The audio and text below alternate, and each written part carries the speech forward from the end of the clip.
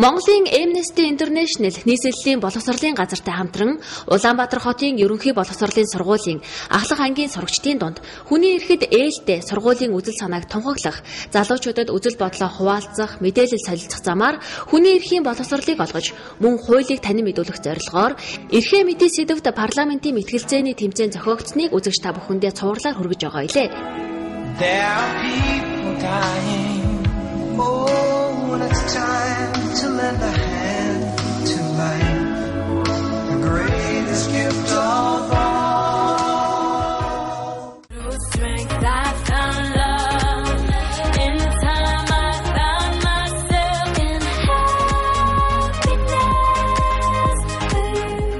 За ингээд үзэх сонсогчдаа Бямбарын хөтөлбөр маань та бүхэндээ боловсрол талаараа үргэлжлэн хурж байна. Бид яг одоо энэхүү мэтгэлцээний зохион байгуулагч Баталдартай уулзаад байна. За Алтраа ер нь бол энэхүү мэтгэлцээний замаа үзэх сонсогчдод энгийн үгээр тайлбарлаад өгвөл ямар их юучлаг. За яг мэтгэлцээн гэдэг нь болохоор өөрөө уруухан бас үг хэл бас ярьж байгаа нөгөө агуулга одоо юу гэдгийг нийгэм болохгүй байгаа асуудлуудыг хоёр талаас нь аль болох өөрийн байр сууриас давуу байдал үүсгэхийг л ерөөсөө мэтгэлцээн гэдэг юм л та.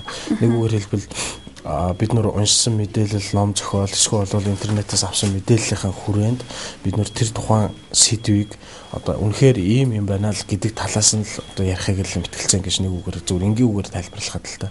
Зөв дебет гэдэг энэ бол өөрөө нөгөө мэтгэлцээн гэдэг нь өөрөө ярианы нэг төрөл байдаг. Энэ ярианы төрөл бол одоо Монголд гэх юм уу одоо дэлхийн нийтэд бол урлаг болоод төгсчих гисэн. Монголд бол олон залуучууд мэтгэлцдэг, олон оюутнууд мэтгэлцдэг. За сурагчдын, оюутны, за дээрэс нь бол улс төрийн хүчнийхэн ч гэсэн мэтгэлцээнийг бол хийж болдог тий.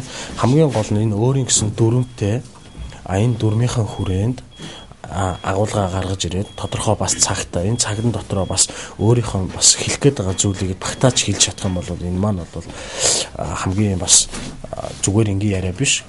Энгийн ярианаас өөр ингээд ярианы төрөл рүү ороод ингээд явчихж байгаа. Тэгээ мэтгэлцээн гэдэг бол нэг үгээр хэлбэл үзэл бодлоо ухаанаа уралдуулах ийм л зүйл юм байна. Одоо бол мэтгэлцээнд бол залуучууд, оюутнууд бол хоёр талаас уншсан мэдсэнд яг тэрнтэй адилхан хоёр талаас ном хаялцаад эндсэндээ нэг баг нь ялагч болдог ийм юм байна. Багийн дүрмээр тоглолдог. Ийм бол урлаг одоо тоглоом урлаг гэхэд бол хэлж болно.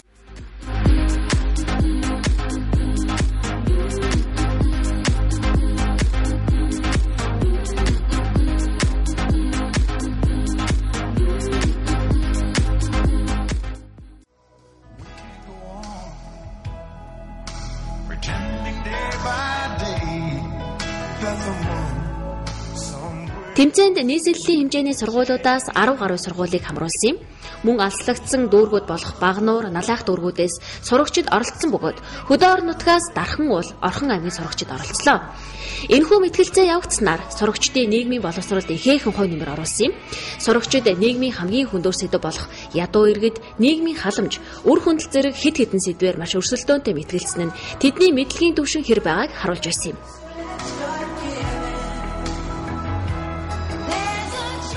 Эрдэнэ ундраа цогцлбор сургуулийн риторика багийн гишүүн мөнх гэрэл байна. Өнөөдөр манай багийнх нь үр хөндөлтийг хориглохыг дэмжин гэсэн энэ шийдэл дээр нотлох баг буюу засгийн газрын байр сууриас тоглож байна. За эхлээд үр хөндөлтийг хориглохыг дэмжин гэсэн энэ шийдэл дээр бид нар хүрээлэлээ тогтоохын тулд тодорхойлтыг хийсэн нь зөв болов гэж бодож байна. Үр хөндөлт гэдгийг бид нар эхийн нурагт байгаа ихсийг төрхөөс нь өмнө хороохын үйл явцыг маань өөрөө үр хөндөлт гэж үзэж байна. Хүрээлэлээ Монгол улсын үр хөндүүлсэн эхчүүд одоо үр хөндүүлсэн эхчүүдийн хүрээд энэ хүрээлэлээ тогтоож байна. За эхний аргументаа танилцуулъя. Хүний эрхийг энэ маань өөрөө зөрчиж байгаа. Яагаад вэ гэвэл өнөөдөр хүн одоо нөгөө хорвоод мэдлэх маань одоо нэг ширхэг будаа зүүнний үзүүр дээр тогтохдоо ижилхэн тийм ховор заяад хүн төрлөخت нь тийм одоо ховор заяаг олсныхоо одоо үндсэн дээр бид нар хүн болж төрдөг байгаа. Гэтэл өнөөдөр хорвоод мэдлэх гээд ирсэн тэр хүүхдийн маань эрхийг өөрөө зөрчигдөд байгаа юм болов уу? Сайн байцгаана уу та бүхэндээ энэ өдрийн мэндийг хүргэе. За тэгэхээр өнөөдрийн манай хоёр багийн маань тоглож байгаа шийдэл маань энэ танхимд үр хөндөлтийг хориглохыг дэмжинэ гэсэн шийдлээр тоглож байна. За манай багийн зүгээс сөрөгчний байр суурьтай тоглоно. За тэгэхээр сөрөгчний удирдагч мөнх гэрэл миний би өөрөө үзэл баримтлалын итгэлээ тавхад бэлэн болсон байна. За тэгэхээр энэ шийдлийн хүрээнд болохоор засгийн газрын зүгээс хүрээлэлээ тогтоохдоо Монгол улсын үр хөндүүлсэн эхчүүдийн эхчүүдийн хүрээнд гэдэг хүрээллийг авч үзлээ. За энэ дээр болохоор зүгээр сөрөгчний зүгээс байгаа байр суурь маань юу вэ гэхээр зэрэг тухайн дээр үр хөндөөсөн эхчүүдийн дотор ургийн ажилттай хүүхдийг тээжсэн их байвал яах вэ? 2008 онд тийм ээ одоо энэ бол хүний эрх юм аа, үр хөндөл гэдэг зүйлийг хориглоно тий. Одоо ихийн хевлээд тэр одоо зүүн дээр будаа тогтохтой адил өнөөдөр хүн болоод төрж байгаа тэр хүүхдийг мэдлүүлэх нь 100 юм аа гэж ярьж байна тий. Тэгэхээр энэ дээр болохоор зэрэг юу хэлээд байгаа юм бэ гэхээр тэр 2008 онд хориглосноос болоод те энэ тэндгүү ингээд нууцаар үр хөндөлтийг хийдэг газрууд ихээр бий болж ирсэн баггүй. Улсын хэмжээнд тэр хүнээс одоо нууцаар гэсэн үг шүү дээ. Хуулиар хориглосон юмыг нууцаар тэр таавар хийгээд байгаа байхгүй. Тэгэхээр энэ дээр өөрөө ямар муур дагаврыг дагуулад байна вэ гэхээр тэрийг нууцаараа хийснээр зэрэг одоо тэрийг хийж байгаа хүмүүс мэдээж ингээд ашиг олохын төлөө те. Тэгээд бас дээрээс нь тэр хүний үзэл бодлыг чинээ сонсож байгаасанд ашиг олохын төлөө ингээд нууцаар тэр даалт эдийн засаг гэдэг зүйлийг бий болгоод байгаа учраас өнөөдөр үр хөндөлт гэдэг зүйлийг үнэхээр таслан зогсоожоо те. Үнэхээр аргагүй байдал байвал яах вэ? Би өнөөдөр хичнээн тэр хүүхдийг гарахыг хүсэж байгаа ч гэсэндээ тэр хүүхд маань одоо хевлээ дотроо ингээд бүтцэн ч юм уу те амьд хүн болж төрхөөргүй болсон. Ийм үед яах вэ гэхээр аргагүй ихэн дүр хөндөл гэдэг зүйлийг хийх хэрэгтэй болж байгаа байхгүй юу? Сөрөгчний маань аргумент нэг нь бол хүсээгүй жирэмслээ ургийн гажил хийж байгаа. Ургийн гажил гэдэг дээр болохоор өөрөөсөө те одоо тухайн хүүхэд гидсэн дотор савн дотор одоо өвчлээ штэ. Тэгэхэд тэрийг үр хөндүүлж авахаас өөр арга байхгүй. Бид нар үр хөндүүлнэ гэд өөрсдөө тэр хүүхдээ үр хөндүүлж болохгүйгээ тэр өгсөн хүүхдийг гидсэндээ тээх ёсгүй штэ. Тийм учраас энэ нь бол угаасаа л одоо тэр тухайн хүүхдийг зайлшгүй тохиолдолд авах ёстой гэж үзэж байна. Мөн одоо аргумент хоёр нь бол өнчлөлтөө сэргийлэх гэсэн байгаа. Өнчлөлтөө сэргийлнэ гэдэг нь өөрөө тухайн хүүхэд одоо тэгдэж штэ. Тухайн ихтэй ямар сэтгэл санаатай байдаг гэхэд тухайн хүүхдийг сэтгэлд одоо бие эвцлэг одоо сэтгэл санааны өөрчлөлт ордог. Тухайн хүүхдээ одоо хайрлах сэтгэл төрдөг тий. Одоо тийм учраас тэр тухайн хүүхдээ одоо өсгөх одоо илүү их ирмэлзэл түнд хүрнэ. Аргумент нэг дээр бол засгийн газрын зүгээс нэг их жирэмсэн болоод одоо хүүхдээдэг бол ховорхон зайтай тий нэг зүүнний иргэн дээр одоо шар будаатай адил тогтох тийм ховорхон завшаанаар хүүхд олд орж ирдгээ гэж байна. Магадгүй тий ингэж байгаа хгүй. Тэр хүүхд орж ирлээ ургийн гажилтад сөрөгчний зүгээс юу ярьж байгаа вэ? Ургийн гажилтаа гэж ярьж байгаа. Юу гэхээр ургийн гажилтаар зөвхөн тэр нөгөө нэг амин насны алдсан биш тий. Магадгүй ургийн гажилтаа гэдэг нь илэрсэн юу гэхээр дутуу гартай. Магадгүй оюун санааны өөрчлөлттэй. Тийм хүүхдээ үл ирээдүйд амьдраад тэр тийм хүүхдүүд бас тодорхой хэмжээний тий энэ аборт гэдэг зүйлийг бас байршлаа. Яагаад гэвэл бас ийм зүйл байна л да. Магадгүй тэр хүн ингээ хүүхд төрүүлж чадахгүй те эмэгтэй хүн одоо ингээ урд нь хүүхд төрүүлж ийсэн боловч тэр хүн ингээ одоо яг ингээ төрүүлэх гэсэн чинь нас нь болохгүй тэр хүн ингээ төрүүлэх дээр баг өөрийнхөө амийг алдангаа баг шахажээж тэр хүүхдийг төрүүлдэг бол яг хуу тийм ийм өвчний биеийн эрүүл мэндийн хувьд тийм одоо сул дорой те магадгүй тэр нөө хүүхдийг төрүүлэхээсээ ингээ өөрөө хүүхдийг магадгүй төрүүлэхдээ хүүхдтэйгээ цуг хүүхдийг ийм эмэгтэй хүний эрүүл мэндийн муу хүний хувьд бол бүр хөндөл гэдэг зүйлийг зайлшгүй хийлдэх шаардлагатай. Магадгүй та бодоод үзэлтэй таны нөхөр хүүхдээ аврах уу эхнэрээ аврах уу гэж бодоод үзлээ. За аргумент хоёр дээр өнцгөлөө сэргийлье гэж байна те.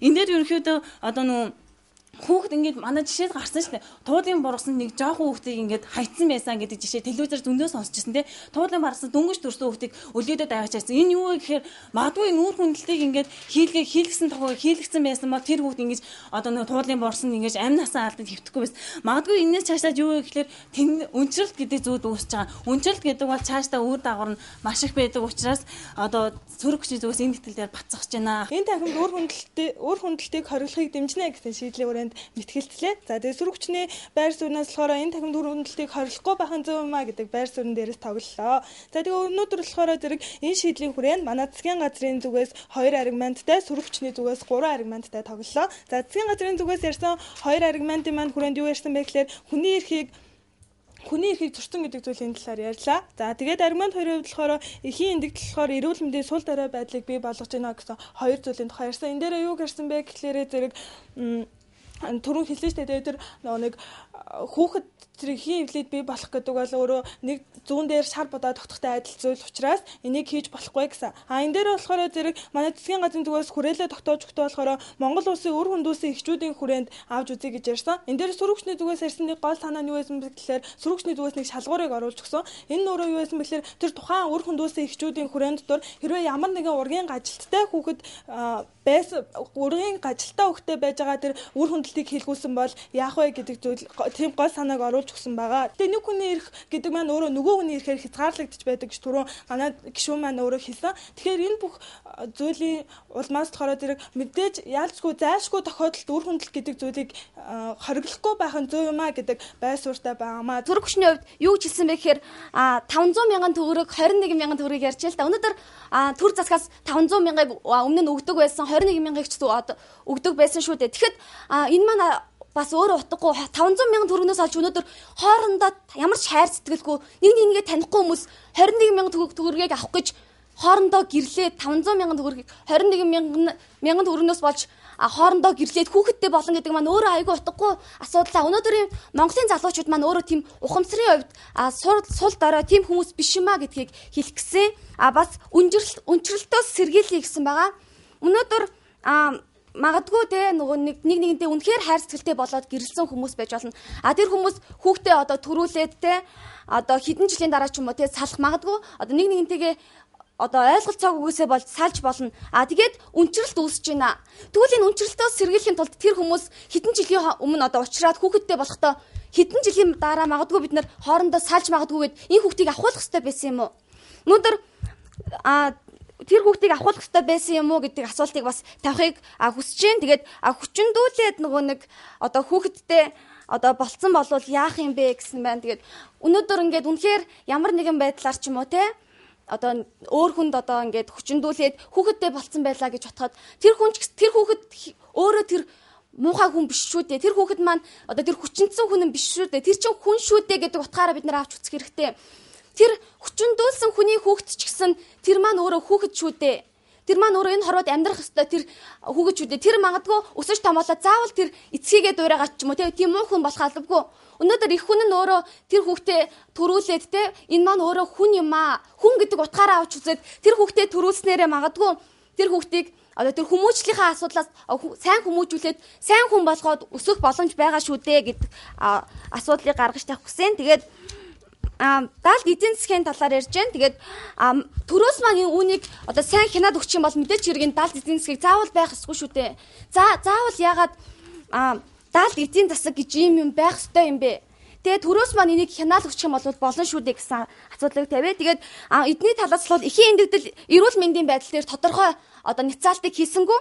Өнөөдөр үр хөндлөлтөөс болоод их маань өөрөө эндэгдэж байгаа, өргөө болж байгаа тохиолдлууд үнэхээр олон байна. Одоо үр хөндлөлтөө хийлснийхаа дараа харамсаж байгаа тэр одоо ийм тохиолдлууд өчнөн байна шүү дээ. Үүнийг бас сайн бодож үзэх хэрэгтэй. Өнөөдөр манай багийн гишүүн ярьлаа л та 2000 оноос хойш хэрвээ үр хөндлөлтийг хориглоод үнэхээр үр хөндлөлт хийлгээгүй байсан бол 6 сая болно гэж манай хүн одоо маань. Тэгвэл 6 сая болсон бол өнөөдөр манай Монголын маань одоо хөгжлийн түвшин өшөө ахицтай байх ч юм уу те байхыг бид нар үгүйсэхгүй. Мэдээж хэрэг хүн нам маань их байна гэдэг маань хөгжиж цэцэглэнэ. Илүү олон ажил хийх хүн байна гэсэн талаар бид нэр ярих хүссэн юм аа. Тэгээд үр хөндлөлтийг өөрөө хориглох хэрэгтэй. Хориглосноор маань эхийн эндэгдэл эрүүл мэндийн тэр одоо янз бүрийн аюултай байдлаас сэргийлээ зогсохгүй хүний эрх маань зөрчигдөхгүй байх юмаа гэсэн энэ одоо байр суурин дээрээ бид нар баттай зогсож байна гэдгийг дахин сануулж хэлхийг одоо хүсэж байна. Ингээд та бүхэндээ баярлалаа. Анхаарал тавьсан явдалд баярлалаа гэж хэлье.